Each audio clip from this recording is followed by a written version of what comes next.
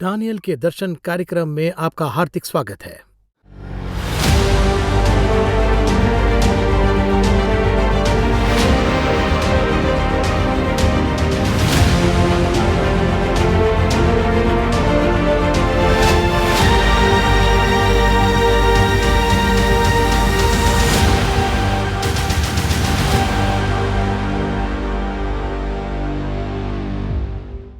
Daniel chapter 8 बहुत ही interesting chapter है, बहुत सी दिलचस्प बातें हैं, आगे कहूं तो ट्रेजर्स बहुत है।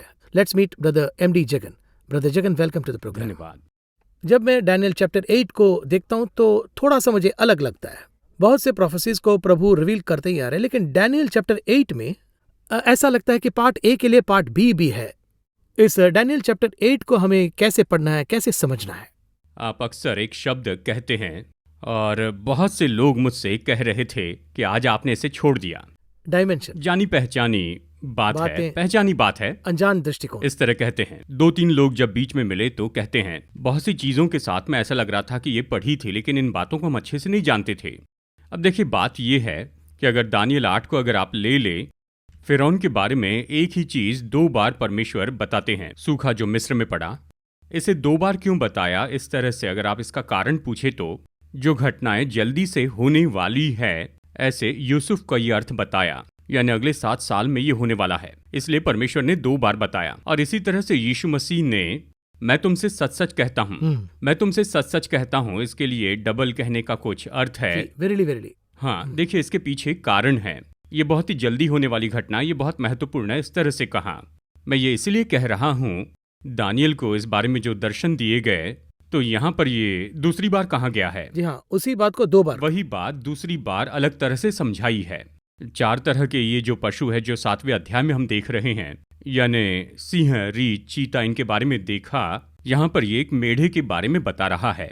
ये सब जब बताया गया तब दानियल कहाँ पर था? अगर इस बारे में हम देखें तो यहाँ हम पढ़ते हैं, बेलशस्सर राजा के राज्य के 3रे वर्ष में एक और बात मुझ दानियल को दर्शन के द्वारा दिखाई गई। अब यहाँ पर देखा जाए तो अगला मीडा फारस का राज्य आने वाला था। बेलशाजर के राज्य के अंत में ही कुसरू राजा आया, इसे हम पहले ही जान चुके हैं। तो फिर अगला साम्राज्य मीडा फारस का साम्राज्य आने वाला था। अब जब ऐसा होगा, जो अगला तुरंत आने वाला था वो तो आने वाला था, उसका आना तय था। नबूकदनेस्सर से कहा यह पूरे संसार में फैला हुआ है, लेकिन यहाँ पर इसके बारे में परमेश्वर कुछ बताते हैं। अगली घटना जो होने वाली है, तो आने वाला साम्राज्य मीडा फारस का साम्राज्य, उसे परमेश्वर अलग ढंग से उजागर करते हैं। जल्दी ही आने वाला है, इस कारण से ही तुरंत ही ये 8वें अध्याय में आ जाता है। इसमें अगर आप देखें कि मीडा फारस का जो साम्राज्य है वो सभी को एक मेढ़े के रूप में परमेश्वर दिखा रहे हैं। अब इस 8वें अध्याय को हम किस तरह से पढ़ सकते हैं? 2 भाग में हम इसे पढ़ सकते हैं। एक तो दूसरे वचन से लेकर हम यहाँ 7वें वचन तक एक भाग के रूप में ले सकते हैं, और फिर वचन 8 से लेकर बाकी को दूसरा भाग मान सकते हैं। ऐसा क्यों, ये पूछे तो देखिए, क्योंकि बाइबल में एक बहुत ही मुख्य आकलन यहाँ पर आता है। ये कौन सा आकलन पूछे तो मीडा फारस का साम्राज्य आने वाला है, ये कह दिया। उसके बाद ग्रीक साम्राज्य, यानी एक बकरा, एक ही सिंह, सिकंदर के बारे में हमने पहले देखा। उसके खत्म होने के बाद में क्या होगा? न्याय आएगा। सीधा कह दिया, सीधा न्याय के बारे में बताता है। पर उसके पहले रोमी साम्राज्य आना था, फिर न्याय का समय आना था। लेकिन जब आप यहाँ देखें तो इस जगह जब कहा गया कि परमेश्वर दिन और रात, इस विषय में यहाँ पर बताया है। रोमी साम्राज्य को इसमें जोड़ा नहीं, लेकिन सच में इसमें अगर देखा जाए, यहाँ 8वें अध्याय में यहाँ केवल 2 साम्राज्य के बारे में ही बताया गया है। ये आएगा, इसके बाद वो आएगा, मेडो पर्शियन एंड ग्रीक, इन दोनों के बारे में ही बताया है। इन दोनों के बारे में ही बता रहा है, लेकिन जो विषय बताया गया है यह असाधारण है। परमेश्वर का ये खुलासा है। यही हम पहले से भी बताते आ रहे हैं। एक बहुत ही महत्वपूर्ण इतिहासकार इस तरह कहते हैं, दानियल के जो दर्शन है बहुत से प्रकाशन देते हैं। वो इन शब्दों में कहते हैं, दानियल ने जो खुलासा किया है और बाकी सब में बहुत अंतर है। वो क्या है ये पूछे तो छोटे छोटे विषय पर भी यहाँ परमेश्वर ने अच्छे से नोट करके बताया है। और लोग आम तौर पर कहते हैं, अब देखिए उदाहरण के लिए, कि मैं सीरिया को और तमस को आग लगा दूंगा, ऐसे ऊपरी ऊपर कहते हैं। लेकिन यहाँ पर ऐसा नहीं कहते हैं, स्पेसिफिकेशन। और आगे कहूँ तो अज़ाया और जर्मिया को इस तरह बेबीलोन में इस तरह होंगे कहकर वो सोच वहीं पर दे रहे हैं, वहां पर बताया। पर यहाँ पर डिटेल में जी हाँ, कैसे होगा, कहाँ होगा, कौन आएगा, डैनियल को भी वो समझ में आ रहा है, वो स्क्रोल्स को ले आ रहे हैं ना हाँ, वो। सब कुछ लाके विश्लेषण देते हैं। पीछे देखे तो इस दिन का हिसाब ऐसा है, ऐसा कहकर हिसाब लगा के देते हैं। तो उस हिसाब से ये एक डिटेल्ड प्रोफेसी ऐसे कह सकते। केवल इतना ही नहीं, इतनी डिटेल के साथ भविष्यवाणी दे सकते हैं। तो वो इतिहासकार क्या लिखते हैं, इतने डिटेल से भविष्यवाणी दे सकते हैं क्या? मुझे शक हो रहा है ये कहते हैं। क्यों नहीं कहा जा सकता है? परमेश्वर ने कहा है, और कही हुई बात का सबूत भी परमेश्वर ने हमें दिया है। क्योंकि यहाँ सिकंदर का साम्राज्य आने के पहले ये कहा गया था, यानी बेलशस्सर बेबीलोन के आखिरी समय में, कहिए ईस्वी सन पूर्व 7वीं सदी में ये सब हुआ होगा। ईस्वी सन पूर्व 538 में मीडा फारस साम्राज्य आया, तो ईसा पूर्व 538 और 700 साल पहले की घटना ये है। तो उस समय इतने विवरण से ये बात बताई, ऐसे ही पूछे तो देखिए, हमें बहुत ही हैरान करने वाला विषय तो ये है कि कितनी किताबें हैं, यानी कहिए कि 1000 साल पहले लिखी हुई जो किताब है, आज तो वो किताबें पढ़ी नहीं जाती हैं, नहीं पढ़ते हैं। उस समय की भाषा और आज की भाषा में पढ़ा नहीं जा सकता है। यानी कहा जाए तो उस समय की जो संस्कृति थी, उस समय की मानव जीवन शैली, आज हम उसकी तुलना नहीं कर सकते हैं। क्यों कह रहा हूं? देखिए, एक उदाहरण है, समझ में आ सके इसलिए इसे बता रहा हूं।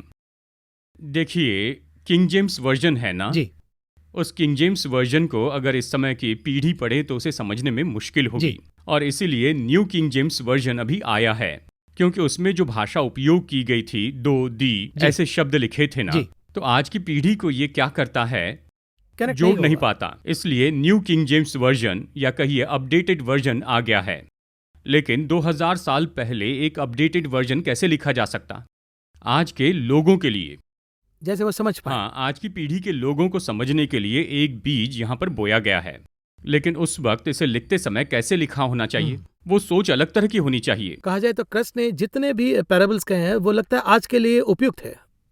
ऐसा है कि जैसे आज हम देखते हैं, आज की पीढ़ी के लिए आप कैसे हैं, जो यानी 20 पीढ़ी के लोगों को समझ में आए, इस तरह से इसे लिखना जो है ना। जी। अब देखिए, 100 साल पहले जो लिखा गया जो साइंस है या जो कानून है, यानी उस समय इन्होंने गलती से इस तरह लिख दिया है, तो चलिए इसे अभी मॉडिफाइड करके लिखते हैं, अपडेट करते हैं, इस तरह कहते हैं। सब में अपडेट करते हैं, भाषा में अपडेट करते हैं, ये शब्द इस भाषा में नए ढंग से जोड़ रहे हैं, इस तरह कहते हैं। तो कैसे 2000 साल से एक किताब हमेशा अपडेट रहती है? देखिए, केवल आज ही नहीं, आने वाली पीढ़ी के लिए भी ये उपयोगी है। यहाँ तो हम दोनों इसे पढ़ रहे हैं। देखिए, कितने बड़े साइंटिस्ट लोग भी आज इसके ऊपर ध्यान दे रहे हैं, रिसर्च कर रहे हैं। देखिए, हाल ही में कल मैं अपने दोस्त के साथ बैठकर बात कर रहा था। बात करते वक्त मेरे दोस्त ने कहा, नूह के बाढ़ के बारे में, विज्ञान में अगर नूह का जल प्रलय नहीं है तो आप कुछ भी उजागर नहीं कर सकते हैं, रिवील नहीं कर सकते हैं। नहीं तो विज्ञान वहां पर उस जगह क्या कहता है, वो अनुमान लगाने लगते हैं। नूह के उस जल प्रलय को अगर आप ले ले तो अनुमान की जरूरत नहीं, बस एक रिजल्ट दे देना है। उदाहरण के लिए, डायनासोर जो है वो अपने अंडे को यानी ऐसे गाड़ के रखते हैं, वैसे गाड़ के रखते थे, ऐसा पता लगाया गया। क्यों डायनासोर का अंडा ऐसा गाढ़ा गया? इसे गाड़ कर रखा है डायनासोर ने, इस तरह एक तरह से रिसर्च किया, तो जो साइंस है वो उसका पता नहीं लगा पाया। तो फिर आमतौर पर आपने देखा होगा, बारिश होने वाली है, कहाँ जाए तो चींटियां क्या करेगी, एक जगह पर एक सुरक्षित जगह पर उसे ले जाकर रख देगी। पक्षी भी बारिश आने के पहले ही अपना खाना एक जगह पर रख देते हैं। उसी तरह से एक बड़ी बाढ़ या भारी बारिश होने वाली है तो फिर तो ये सब प्राणी क्या करते हैं, अपने अंडों को एक सुरक्षित जगह पर रख देते हैं, उसे वो सुरक्षित जगह पर रखते हैं। ये जो जवाब है नूह के जल प्रलय के बिना नहीं मिलेगा, क्योंकि पूरी दुनिया में जब बाढ़ आएगी तभी ये हो पाएगा। यानी ये सब डायनासोर ले जाकर उसे छिपाते हैं। तो विज्ञान क्या कहता है, इतने अंडे एक जगह पर छिपाए गए हैं तो ये इतने मिलियन साल पहले हुआ है, ऐसे शुरू करते हैं, क्योंकि वो इसे जल प्रलय के साथ नहीं देखते हैं। देखिए, हाल ही में एक रिसर्च में मैंने देखा, मैं ये इसलिए कह रहा हूँ, बाइबल जो है वो 2000 साल पहले नहीं, 4000 साल पहले अपडेटेड वर्जन में लिखी गई है। आज भी जो विज्ञान है वो बदल रहा है।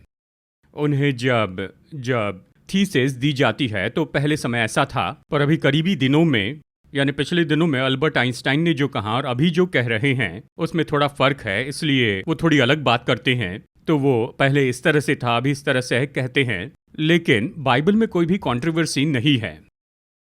2000 साल, 4000 साल, जो भी कहा गया है आज तक उसमें कोई बदलाव नहीं, अपडेट नहीं किया, मॉडिफिकेशन नहीं किया, कुछ भी नहीं किया। जो भी दिया गया आज भी वैसे ही है। यानी हिब्रू भाषा में जो कुछ भी कहा गया इसमें बिल्कुल वैसा ही है। वो जो ग्रीक में लिखा था यहाँ पर बिल्कुल वैसे ही लिखा है। ये भी कह सकते हैं कि फ्यूचरिस्टिक है। हाँ, देखिए यही तो सबसे बड़ी बात है, वही कहना चाहता हूँ।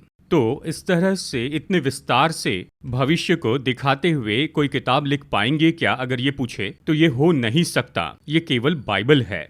इसमें मेरा सवाल ये है कि ठीक है, प्रभु ने लिख दिया है, उन्होंने रिवील कर दिए, पर उसे स्वीकारने के लिए कुछ कैरेक्टर्स प्रभु ने कहा जाए तो कैसे हम उस लेवल पर हमें जाना है? हम उस डायमेंशन की बात कर रहे हैं ना। विषय तो हम जान गए, पर अनजान दृष्टिकोण का हम कैसे पता लगाएं? उसका एक स्पिरिचुअल देखिए इसमें 2 विषय बताए हैं, आप इसे मेरा नजरिया मानिए। 2 विषय बहुत महत्वपूर्ण है। एक है परमेश्वर एक दर्शन दिखा रहे हैं, उस दर्शन को अपनाने के लिए आपको थोड़ा अपडेट रहना जरूरी है। उदाहरण के लिए मैं आपसे कहता हूं, देखिए अध्याय 9 में यहां पर टिड्डियों के बारे में बताया गया है। इस तरह ये कहता है, वो टिड्डियों के बारे में जब कहता है तो बताता है, देखिए मैं प्रकाशित वाक्य से कह रहा हूं, मैं टिड्डियों को उड़ते हुए देख रहा हूं। इस तरह से कहता है वचन 3 और 4 में, और फिर 5वें वचन में इन टिड्डियों के बारे में विवरण देता है। उन टिड्डियों का मुंह तो मनुष्य के मुंह के जैसे है, और उनके सिर पर लंबे बाल हैं, और उनकी आवाज़ तो रथों की आवाज़ के जैसे है। उसके बाद देखिए यहाँ ये सब कुछ विवरण क्यों दे रहा है। टिड्डी को टिड्डी कहकर छोड़ देते ना, तब वो जो देख रहा था वो टिड्डी के जैसे है, लेकिन वो टिड्डी नहीं थी। आज जो है, आज उस विवरण को वैसे ही ले लेते हैं। आप टिड्डियों को एक तरफ रखिए, हेलीकॉप्टर को दूसरी तरफ रखिए, वॉर हेलीकॉप्टर, दोनों को देखिए ऑलमोस्ट एक जैसे दिखते हैं। तो ऐसे अपनाने वाले विचार के साथ कोई अगर आएगा, ऐसी समझ रखने वाले को निश्चय उस समय आना होगा, तभी हम इन भविष्यवाणियों को अच्छे से समझ पाएंगे। ये किताब में कहता है सड़क पर जो रथ हैं वो दाहिनी ओर और बाईं ओर जा रहा है, ऐसे बताया है। सड़क पर ये रथ कैसे जा रहा है बाइबल में बताया है। कैसे जा रहा है? दाहिने बाएं जा रहा है। किस समय में रथ दाहिने और बाईं ओर जाया करते थे? अभी ही गाड़ियां दाहिने और बाईं ओर से जा रही हैं। लेफ्ट हैंड साइड ड्राइव या राइट हैंड साइड ड्राइव, ये सब बाइबल में दिया है। देखिए इसी तरह से उस समय में ऐसा चलता है, तो क्या करना होगा? अपडेट करना है। यही भविष्यवाणी कैन के समय में, हाबिल के समय में देते तो कोई स्वीकार नहीं करता था। तो परमेश्वर जिस समय में देते हैं उसे हम अपना पाते हैं। मैं दुनियावी तरीके से कह रहा हूं, आत्मिक रीति से स्वर्ग हम पर विश्वास करता है, भरोसा करता है हम पर। जैसे आपने शुरू में ही कहा था ना कि यहाँ पर जो परमेश्वर दानियल को दे रहे हैं, पर किसी को नहीं बताना, इस तरह से कहाँ विश्वास करेंगे? यानी खजाना बता दिया है।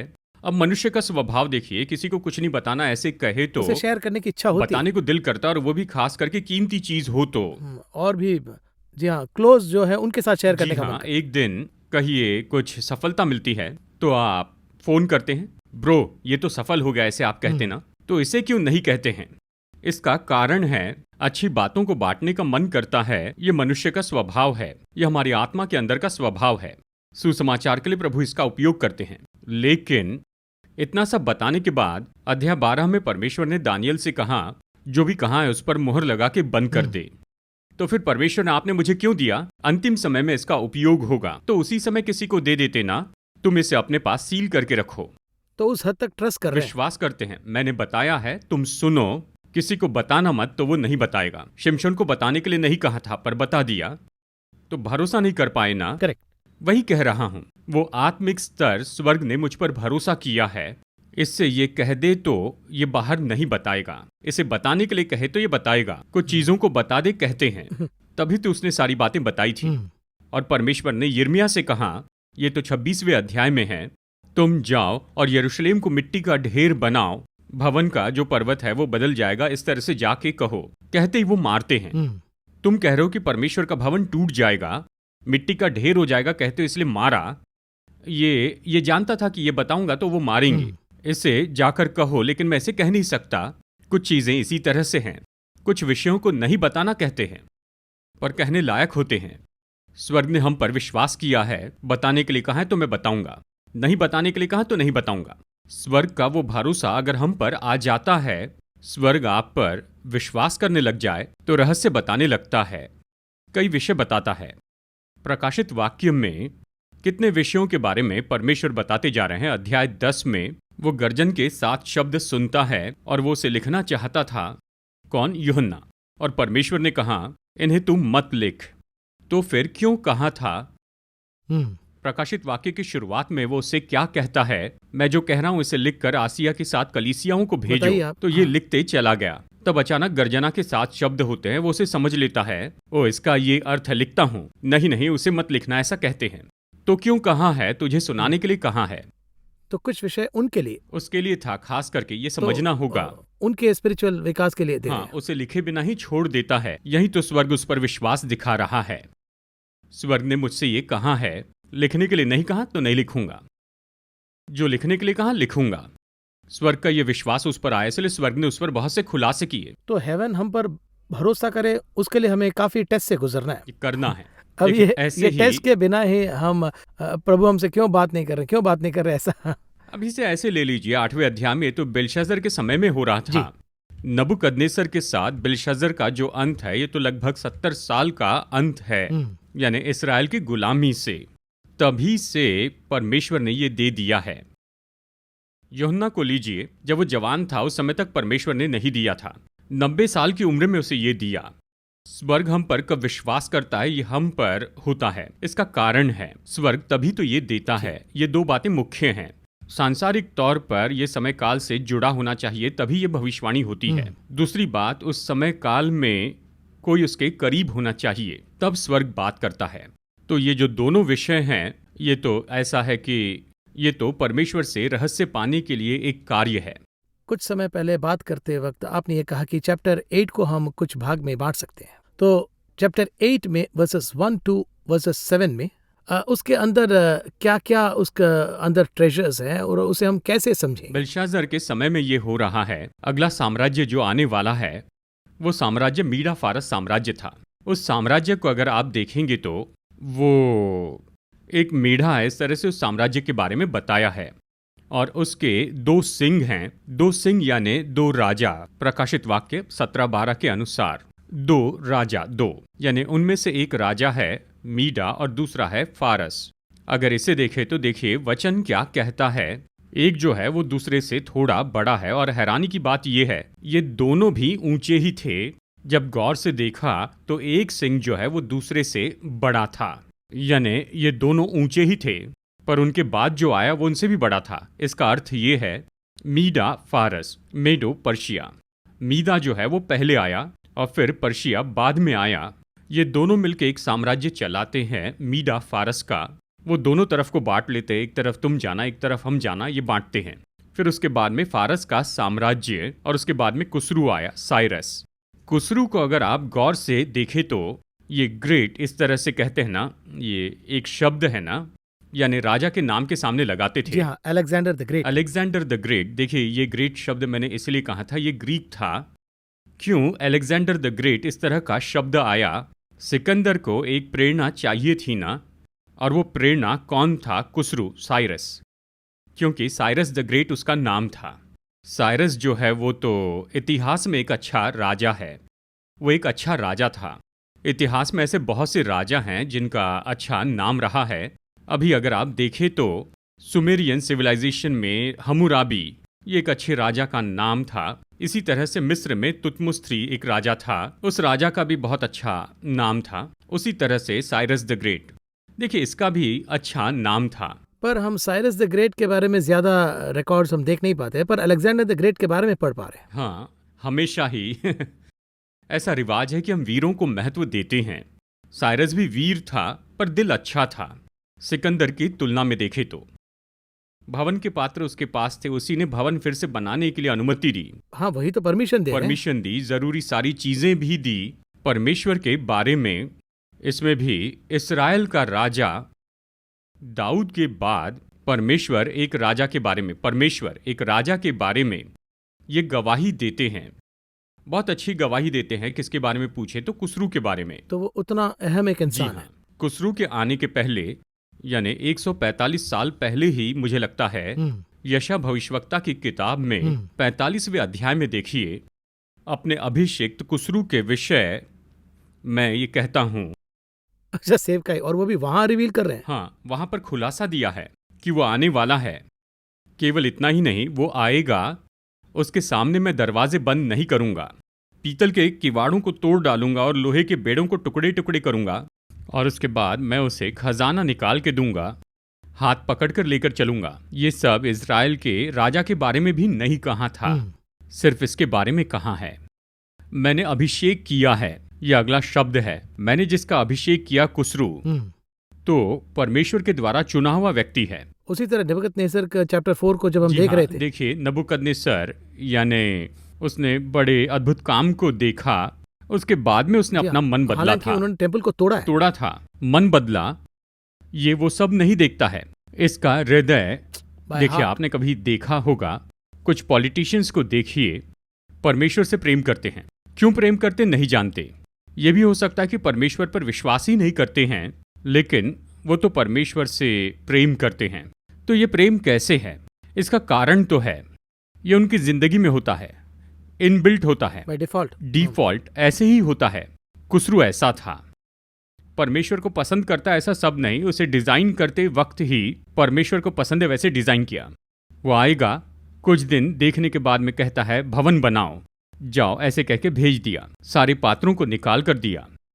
ये वो आया हुआ सिंह है। तो ये उठता है, ये क्या है ये पूछे तो इसके आगे कोई भी खड़ा न होगा, ऐसे लिखा है। इसका अर्थ क्या है पूछे तो कुसरू को कोई भी, यानी फारस के साम्राज्य में कोई भी उसे कुछ नहीं कर पाया। तो ये जो उठकर आया, इसके सामने कोई भी खड़ा नहीं रह सकता था, चारों तरफ फैला हुआ था। आप देखेंगे नबूकदनेस्सर तो महिमा है, बड़े महल बनाया, ये बनाया वो बनाया, लेकिन ये तो बहुत ही फूला और फला।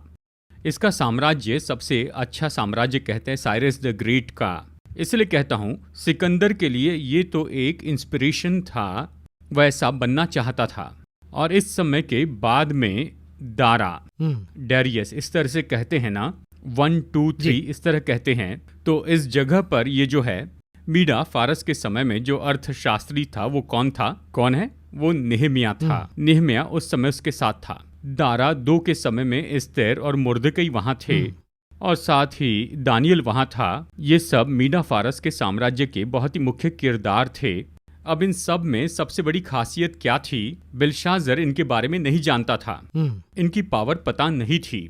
नबूकदनेस्सर जानता था, उसके साथ जो बेल्शाज़र था वो दानियल की सामर्थ जानता था, यानी उसके पिता का वो तो मुख्य प्रधान था, लेकिन वो नहीं जानता था, बेल्शाज़र नहीं जानता था। लेकिन उसके बाद में मीडा फारस का जो साम्राज्य आया, दानियल को पहचानता था। तुरंत उन्होंने रियलाइज किया, उसे पद देते हैं, पोस्टिंग देते हैं। जब वो साम्राज्य बनाते हैं, पिछले साम्राज्य से बेस्ट व्यक्ति को चुनते हैं। यानी प्रैक्टिकली सोचिए, बेबीलोन तो अलग ही कल्चर था, अलग साम्राज्य था। उस साम्राज्य में देखिए राजा के आलोचक वहां पर थे, कैसे राजा ने उन्हें अपने आलोचक बना कर रखा। कह सकते हैं कि उस किंग का सीक्रेट्स इनके पास हो सकते हैं, इन्हीं के पास में है। देखा जाए तो ये तो उनके दुश्मन थे। राजा के बाद इन्हें पकड़े तो राज्य के बारे में सब कुछ पता चलेगा, उनके बारे में गवाही किस तरह का रहा होगा, वही सबसे मुख्य है। विटनेस। देखिए इसी तरह की एक घटना है, बेबीलोन से आकर बंदी बनाते हैं, यरूशलेम पर जय पाकर सबको बंदी बनाते, पर यिर्मयाह को सुरक्षित रखते हैं। तो यिर्मयाह की गवाही कितनी दूरी पर है, वही कहना चाहता हूं। तो इस कुसरू राजा में सबसे बड़ा प्लस पॉइंट था। अध्याय 6 के अंत में हमने पढ़ा है, दानियल के कार्य कुसरू राजा के दिनों तक जय ही पाई। तो वो आत्मिक व्यक्ति का मूल्य जानते थे। ये सब जो है ये तो कुसरू के लिए प्लस पॉइंट है।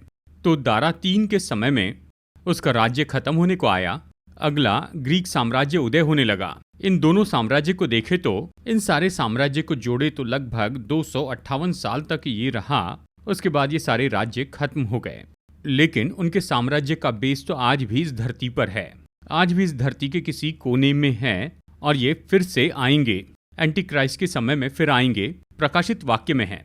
तो सबसे पहले हिस्से में ये तो बहुत ही मुख्य ऐसी बात है। बहुत बहुत धन्यवाद ब्रदर जगन। टाइम ऑलमोस्ट लगा कि अभी अभी शुरू किया पर अभी समाप्त हो रहा है। अगले एपिसोड में चैप्टर 8 डैनियल चैप्टर 8 के अगले पोर्शन को हम देखेंगे, बट शॉर्ट में अगले 20 सेकंड में अगले एपिसोड में हम क्या उम्मीद कर सकते हैं? देखिए, अगले भाग में ग्रीक साम्राज्य यानी ग्रीक राज्य के बारे में मुख्य बात है, सिकंदर के बारे में, और उसके बाद उसके जनरल्स के बारे में भविष्यवाणियां हैं, और इसके बाद में एंटी क्राइस्ट के बारे में भविष्यवाणी है। तो ये सब जो है वो हम अगले एपिसोड में देखेंगे। जो होने वाला है इसमें बताया है, जो होने वाला वो भी उसी आने में है। वाली बातें हैं। तो बहुत ही इंटरेस्टिंग एपिसोड होगा, ये मेरा विश्वास है। और सिर्फ वही नहीं, दर्शक मिस किए बिना देख रहे हैं लगातार, सिर्फ टीवी में ही नहीं, चाहे वो यूट्यूब हो या कहीं और हो, बहुत से प्लेटफॉर्म में वो देख रहे हैं। उनको हम बस हमेशा यही कहेंगे कि अगर आपको स्पिरिचुअल डायमेंशंस के अंदर में आना है तो बहुत से टेस्ट को आपको पार करना है, और अगर आप पार करेंगे तो प्रभु आप पर भरोसा करेंगे, और उससे भी ऊपर आपको बहुत से खजाना भी देंगे, और उस खजाना को लेकर हमें बहुत कुछ करना है। गॉड्स किंगडम को हमें और बढ़ाना है। इस कार्यक्रम में आने के लिए बहुत बहुत धन्यवाद। अगले एपिसोड में जानी बातें अनजान दृष्टिकोण को देखेंगे।